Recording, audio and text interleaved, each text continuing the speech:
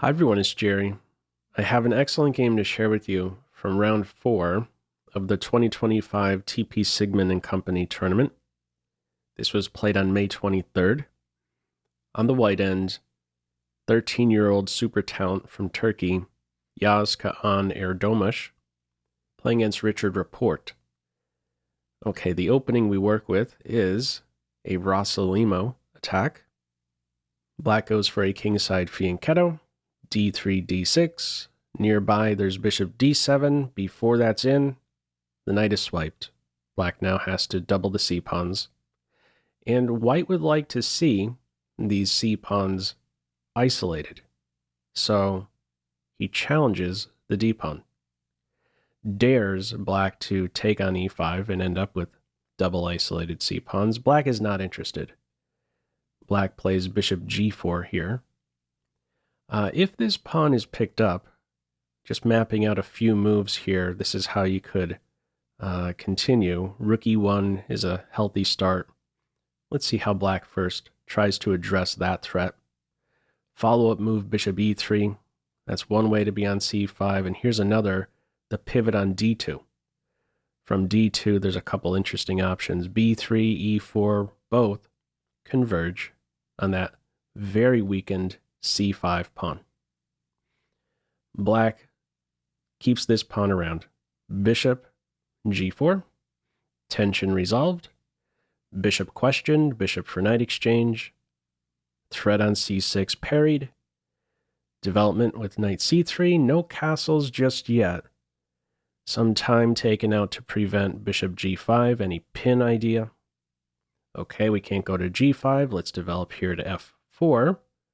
Place some restriction on black. Queen has a responsibility. Only now does black castle.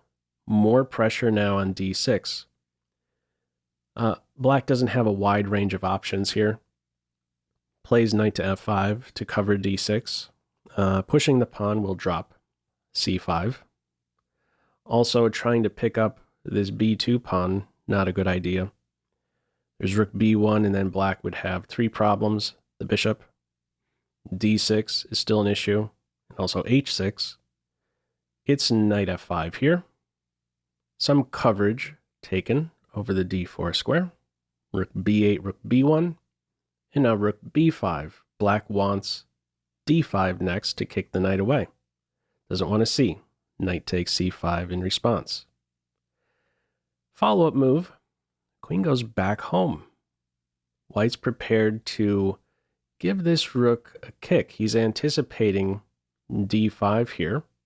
He wants to play a4 and have that a pawn covered. So after a4, rook a5, there is no threat anymore. The queen's covering that pawn. This is how it plays out. We see d5, and before white releases the pressure on c5, gives that rook a little nudge to the edge.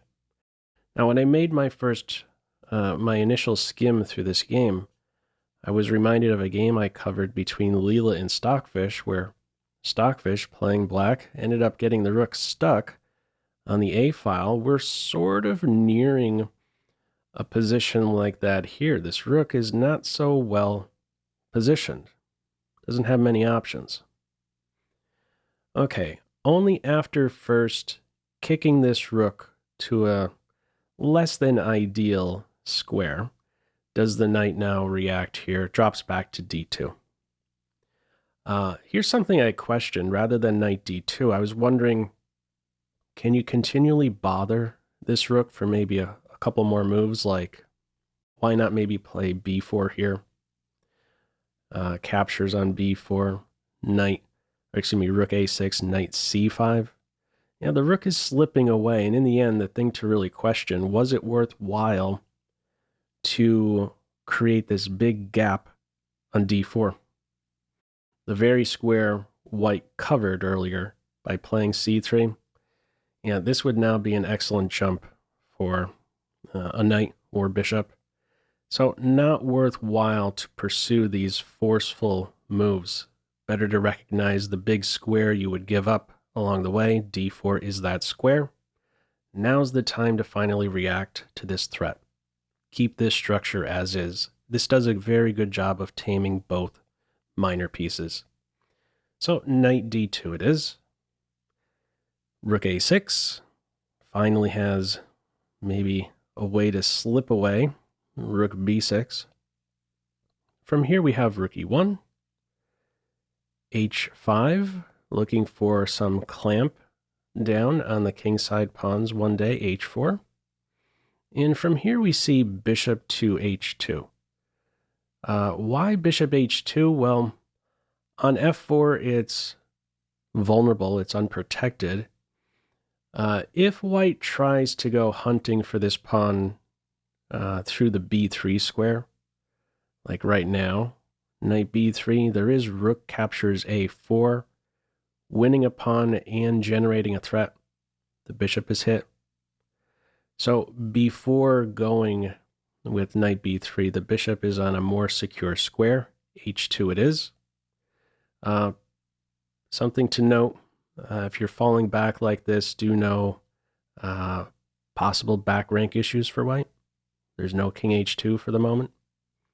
Okay, follow up from here, open file, contested, rook exchange. Now the knight goes into b3.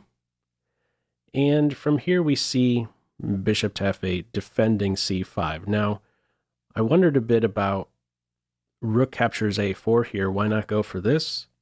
Rook takes a, knight takes c5.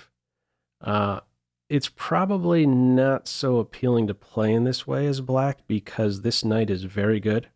It can be supported here with d4. And the other detail, this knight, while good here on c5, there may be an even better square. It is just a move away, I would say, from its ideal square. d3. Within this structure, ties in really well, covers a base point, has two excellent jumps to maybe put pressure on c5.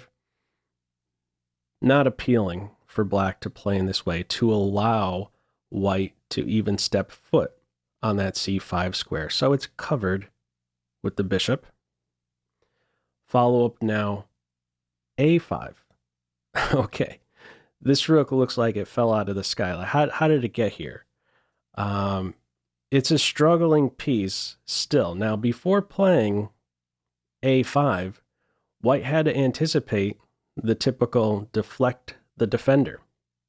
I mean, what's keeping black from just playing c4? The knight runs away, rook takes a5. Well, hang on, let's see. Black does play in this way, c4 on board. We exchange on c4. Black has these double isolated pawns now, but is trying to liberate this rook here on the edge. Here's the thing, this knight does not have to move. This next move here, my favorite of the game, queen f1. This rook is unprotected, the pawn is pinned, the rook is still stuck. Black has to work a little bit harder to get out of this predicament here. What more is going on? Well, with this queen move, looking at this rook here, it's no longer purposeful on the b file. Queen f1 paves the way for the rook to hop to the d or e file. Next, we see just that. Black's play from here is queen e6, covering the pawn. Computer says at this point, it's best to just give this pawn up. Computer's pointing out c5, queen takes c4, rook e6. White's up a pawn, but the rook is at least free. There's ideas of maybe rook to e1 here. It's calling this plus 0.4. Not how it is played. Black does not pitch a pawn, hangs on to c4, follow up rook e1, queen d5, rook e8, with a pin here. Big difference between these rooks here. At this stage, we see c5. The rook finally has some air on this 6th rank. Here's a move I wondered about. Why wasn't maybe queen b5 played? Targeting the knight. You would then be threatening the knight after queen to b5. pawn takes or queen takes. Here's why black didn't play queen b5. Some really nice geometry with this line here. If queen b5, there's rook b8. Look at these two pieces. Working from afar, excellent contributors in the position. Rook supported, rook pinning the bishop, rook defending the knight. There's a pin still here on the pawn after the queen moves. The rook unprotected. The queen would have to go back to where she came from after rook to b8. This is why we didn't see queen to b5 at this point right here. Queen b5, rook b8 is there. If you try queen a4, there's knight c5 with a fork. Bishop not covering that square. It's pinned. Okay. In this game, it is c5, and now rook e5. One of these two pawns are going to fall shortly. That's just how it is. Can't cover it all at this stage. c5 hit twice, directly, indirectly. Pressure on c4. Black follows up with queen d3. Knight takes c5. You have to exchange queens here. There is a fork. That's what we see in the game. Queen takes f1. If bishop captures knight, the c pawn will fall shortly. Rook takes c4 right around the corner. White's ready to win a second pawn. Okay, how black plays it. After knight takes c5, it is the queen exchange. The a pawn is picked up. Finally, this rook has some mobility. Black is still in the game, but not for long. Ends up slipping up here after knight d7. Ends up exchanging rooks here on e5. Computer is pointing out that you should insert the check and exchange rooks on this square. Gets sort of technical. Follow-up bishop h6. It says black is still just barely in the game, hinting at this idea. Calls this around +1. Okay, how black ends up playing it, he exchanges rooks on this e5 square, and white is winning from here. Let me throw this position to you as a pop quiz. How would you recapture? Feel free to pause the video. Okay, the way to recapture is with the bishop. That's what we see in the game. If you take with the knight, thinking about tracking this pawn next, that would let black off the hook. There's a saving resource, a tactical way out of this situation. The way here for black would not be to defend c4 directly with the knight, because this king could march all the way up here. This pawn will be tracked shortly. This counts for something. White will have the more active king in this endgame. This pawn here, this isolated pawn, remains an issue for black. The way forward for black in this position, if white recaptured the rook there on e5 with the knight, the saving resource for black would be with bishop d6, working on this pin here, this unprotected bishop situation. This would be saving for black. But how it is played in this game, it's the bishop that recaptures, and this sets up a check and also a follow-up discovered check. The bishop cutting into these two squares here, the knight from f6 controlling these two. It's very difficult here for black. It is lost for black. Now what's tried from here, we see h4. If bishop g7 is played, you don't have to do anything with these two minor pieces. You stay put, and you could work on improving your king. So just putting on these two moves here, bishop g7, king e2. I mean, how do you make forward progress here as black? You're sort of stuck. If you move the knight, the king has a great square, approaching this weak pawn. The knight controls these two. The bishop has these. How do you get the king in the game? Okay. Black's try from here is with h4. Knows the check is coming. Knows the discovered check is coming. And his idea is to pitch the f pawn. plays f6 here, and this is to next play king f7, e6, and be there just in time to have the king securing that weakened c4 pawn. If the king simply goes back, let's say to g8 in this position, after knight d2, you can't defend this pawn. The king, totally out of play. Knight d6 is not working. Swipe the knight, swipe the pawn. Also bishop d6, you don't have to budge with that bishop. Knight takes c4 is there, and you're guarding that piece. So black's try from here is to push the pawn. It's swiped with check, but at least the king is approaching the center. That counts for something. Bishop g5, king e6, knight d2, king d5 defending. All right, that's cool, but there's a new target for white. This guy here. Knight f3. This pawn is going to drop shortly.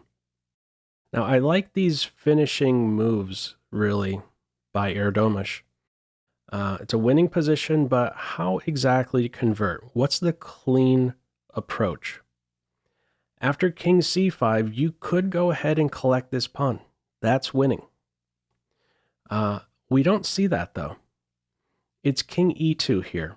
Improves the king just a hair. If you go for this capture here, what may play out is something like this.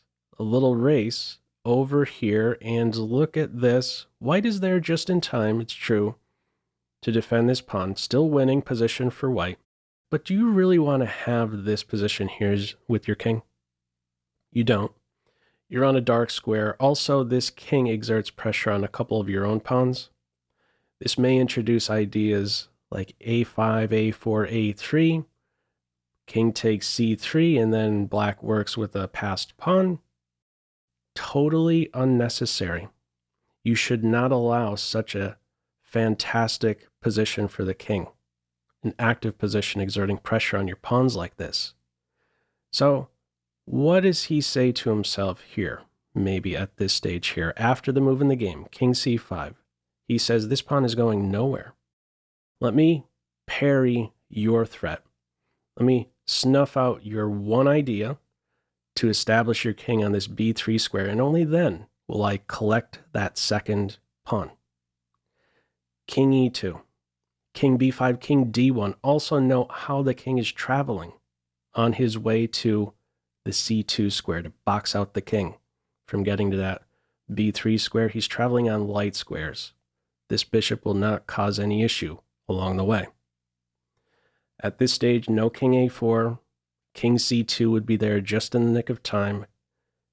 No king b3 moves. So black now turns his attention to a weak point. f2 in the crosshairs. Knight takes h4. And from here we have bishop takes f2. If knight takes knight, bishop takes knight, this pawn is covered. White is up 2 clean pawns. Its bishop captures f2. And once more touching on the technique here, you could go ahead and win this pawn here, but it's unnecessary. Let's remove the most, the tricky piece. Let's keep things as simple as possible. It's knight captures knight here. After the pawn recaptures, white now works with a passed h pawn. After h4, what you can be saying to yourself is, the king cannot stop the pawn. So just mapping out that magic square, drawing a diagonal towards that promotion rank, and then the corresponding square. Can the king get inside the box? He can't. What does this mean? It's up to the bishop to stop the pawn. And if we look a little bit more closely, these two squares are under control. The pawn will be able to get all the way to h4 without any issue, which means the bishop will have to, the black bishop will have to get on this diagonal here. But here's the thing, white could take over control of that diagonal through this intersection square d4. This is a very clean approach, minimal calculation required, just understanding the king cannot catch the pawn, the bishop will have to be on the main diagonal to stop the pawn, and that can be undermined. Let's see these final moves here. The king tries to make a run for it, but he's too slow. After the final move here, bishop e3, black resigns. What are you supposed to do? Moment away from bishop to d4. King here, you push. King there, bishop d4. We're going to see a bishop exchange from here and or a successful promotion. This is lost for black. Okay, very cool game. I really liked this one here. The endgame approach, the middle game approach, really well played game here by the young 13-year-old Erdogmus. Anyhow, what are your thoughts with this one? Feel free as usual to leave any feedback to this video in the comment section below. I hope you enjoyed it and maybe took a thing or two away. That's all for now. Take care. Bye.